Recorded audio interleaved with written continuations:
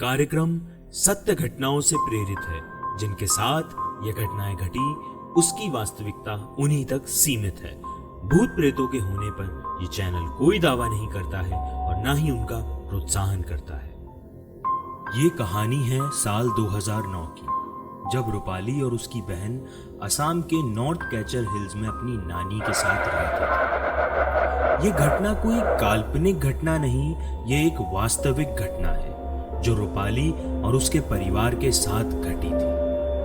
नमस्कार दोस्तों, आप सुन रहे हैं द हॉरर शो। रूपाली और उसकी बहन बचपन से ही वहीं पले बड़े थे, लेकिन साल 2009 में वहां का माहौल बहुत बिगड़ा हुआ था। उस वक्त असम में टेररिस्ट अटैक्स की वजह से उन्हें अपना घर और दुकान दोनों बेचकर अपने मम्मी पापा के साथ गुवाहाटी आना पड़ा और फिर वहीं उन्होंने अपनी नई जिंदगी की शुरुआत करी। रूपाली के माता पिता गुवाहाटी में एक किराए के कमरे में रहने लगे और बहुत जल्द उन्हें एक नौकरी भी मिल गई। उस कठिन समय में उनके लिए यह नौकरी एक उम्मीद से कम नहीं थी। थोड़े ही वक्त में सब ठीक होने लगा था और फिर एक दिन रूपाली के पापा अकेले कहीं से घर आ रहे थे और रात भी काफी हो चुकी थी। तभी अचानक उन्हें रास्ते में एक बाजूबंद पड़ी हुई दिखी। वो बाजूबंद देखने में बहुत ही सुंदर और चमकदार थी। उसकी चमक ने पापा का ध्यान अपनी ओर खींच लिया था और तभी न जाने उन्हें क्या सूझा, उन्होंने वो बाजूबंद उठाकर अपनी जेब में रख घर ले आए। शायद यही उनकी सबसे बड़ी भूल थी और इसी भूल की वजह से शिकार बनी थी रूपाली की मां। पिताजी ने बाजूबंद घर में आकर मां को दिखाई और बताया कि उन्हें ये रास्ते में पड़ी मिली थी। तभी मां की नजर उस बाजूबंद में बंधे एक ताबीज पे पड़ी जो कि उसी में लटक रहा था। वो ताबीज देख मां डर गई थी और उन्हें लगा कि इसे रखना ठीक नहीं होगा, क्योंकि रूपाली की मां ने इससे पहले भी कई बार ऐसी चीजों का सामना किया हुआ था और वो एक बार फिर नहीं चाहती थी अपनी जिंदगी को खतरे में डालना। इसलिए उन्होंने फैसला किया कि इसे वो रूपाली की दूसरी नानी, जो कि एक काली भक्त थी, उन्हें दिखाकर ही अपने पास रखेंगी। मां बाजूबंद को लेकर नानी के पास गई। नानी ने बताया कि ये बाजूबंद कोई आम बाजूबंद नहीं है। किसी ने इसके अंदर तंत्र मंत्र की शक्तियों से एक व्यक्ति की आत्मा को कैद कर दिया है, तो तुम इस बाजूबंद को अपने पास ना रखो, उसी में ही भलाई है। ये सब सुन वो लोग दंग रह गए थे। उन्हें यकीन नहीं हो रहा था कि ऐसा भी हो सकता है। रूपाली की मां ने बिना किसी देरी के घर की ओर रवाना हुई, मगर शायद तब तक बहुत देर हो चुकी थी। उस ताबीज की शक्ति ने मां के ऊपर अपना असर छोड़ दिया था। घर जाते ही मां ने वो ताबीज पिताजी को निकाल कर दी और कहा, इसे वहीं रख कर आओ जहां से तुम ये लाए थे।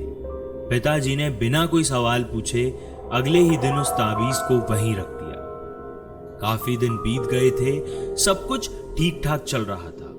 रूपाली और उसकी बहन दोनों की छुट्टियां आईं और वो दोनों मम्मी पापा के पास गुवाहाटी आ गए।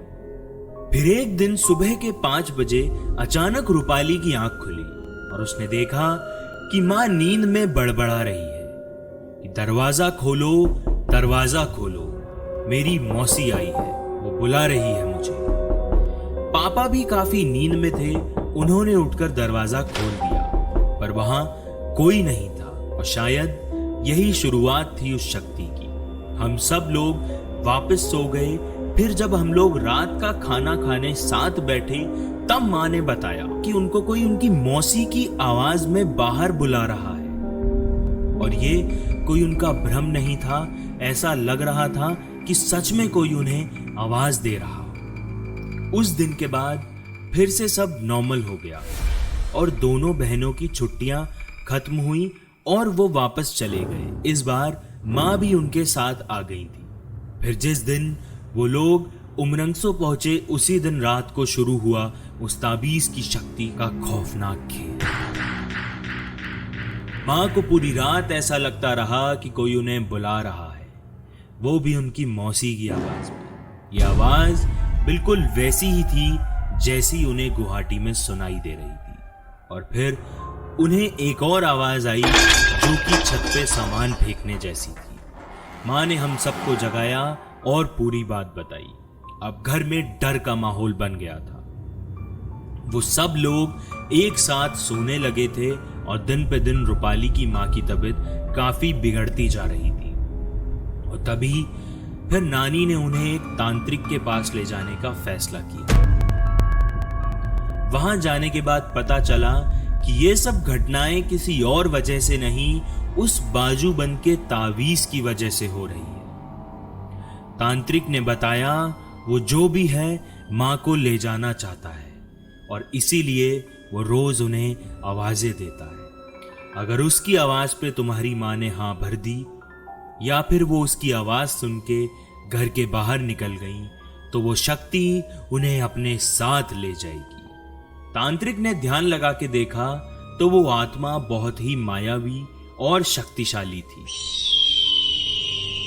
वो आत्मा तांत्रिक को भी अपने बस में करने की कोशिश करने लगी और तभी तांत्रिक ने उन्हें साफ मना कर दिया कि मैं इन्हें नहीं संभाल पाऊंगा, आप इन्हें कहीं और ले जाएं। तब रूपाली की नानी मां को लेकर अपनी छोटी बहन के यहां गई जो कि काली भक्त थी और फिर उनको सारी घटनाओं के बारे में बताया। अगले दिन वो मां को लेकर मंदिर में गए और छोटी नानी ध्यान में लगी रही। उस प्रेत से बात करने की कोशिश करने लगी। फिर जब उनका संपर्क हुआ तो उन्हें पता चला कि वो कोई आम आत्मा नहीं, वो एक जिन्न का साया है जो मां को मारकर अपने साथ ले जाना चाहता है, क्योंकि मां ने उसे अपने हाथों से खोलकर ताबीज से निकाला। तो उस शक्ति ने अपने शरीर के लिए रूपाली की मां को ही अपना शिकार बना लिया। ये सारी घटनाएं जानकर वो सब घबरा गए थे और तब तक पिताजी भी आ चुके थे और उनके भी मन में यही सवाल उठ रहा था कि आखिर मैं वो बाजूबंद उठाकर लाया ही क्यों। फिर उन्होंने हमें इस शक्ति से पीछा छुड़वाने का उपाय बताया। उन्होंने कहा इस काम को अंजाम मां को खुद ही देना होगा। जहां उन्होंने वो ताबीज फेंका था उसे ढूंढकर बाजूबंद में बंद करना होगा और मंगलवार के दिन इसे पेड़ के नीचे रखना होगा। रूपाली के पिताजी अगले ही दिन सुबह वो ताबीज ढूंढ कर ले आए और नानी के बताए हुए समय और जगह पर मां ने खुद अपने हाथों से वो बाजूबंद और ताबीज मंगलवार के दिन वहां रख दिया और तब से उनके घर में शांति। यह हादसा देखने के बाद रूपाली को एक बात समझ आ गई थी कि भूत प्रेत कहानियों में नहीं हकीकत में भी होते हैं और हर वो चीज जो आपको अपनी ओर आकर्षित करती है जरूरी नहीं कि वो आपके लिए अच्छी ही हो। प्रेत आत्माएं अपना रास्ता खुद चुनती हैं और जैसा कि आपने इस कहानी में सुना कैसे उस शक्ति ने रूपाली की मां को ही चुना जिसने उसे आजाद किया था।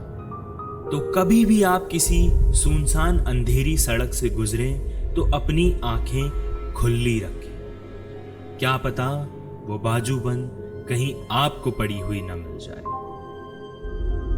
आज की कहानी में बस इतना ही। जल्द ही मुलाकात होगी आपसे नई कहानी नए खौफ के साथ।